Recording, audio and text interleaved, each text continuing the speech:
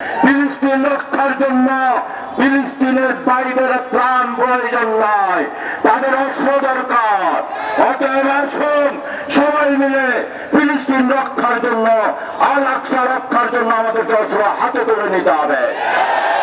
বাংলাদেশ সরকারকে বলতে চাই, অ্যাকসেপ্ট ইসরায়েল বাদ দিয়েছেন, আমরা প্রতিবাদ করেছি।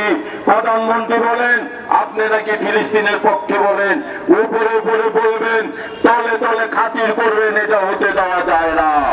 মানুষ বুঝে ফেলেছে, উপজেলা নির্বাচন করেছেন, সংসদ নির্বাচনের মতোই উপজেলাও বর্জন করেছে। অতএব আপনি প্রধানমন্ত্রী একজন বর্জিত প্রধানমন্ত্রী হিসাবে স্বীকৃতি পেয়েছেন। জাতীয় বন্ধুগণ, ইসরায়েলি পণ্য আর বয়কট নয়, আমরা ইসরায়েলি পণ্য বাংলাদেশে নিষিদ্ধের দাবি জানাচ্ছি।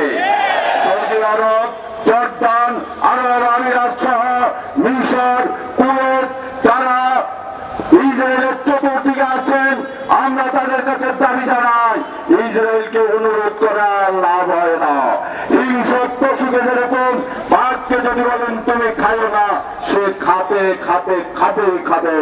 ইসরায়েল নরপশুর দেশে পরিণত হয়েছে। অতএব আপনারা আকাশপথ বন্ধ করে দিন, ইসরায়েলের সব প্লেন বন্ধ করে দিন, আপনাদের আকাশ সীমায় যেন না উঠতে পারে। তাদের পণ্যবাহী অস্ত্রবাহী সকল জাহাজ বন্ধ করে দিন, তাহলে ইসরায়েল যুদ্ধ বিরোধীদের রাজি হবে, যুদ্ধ বন্ধ হবে। সবাইকে ধন্যবাদ।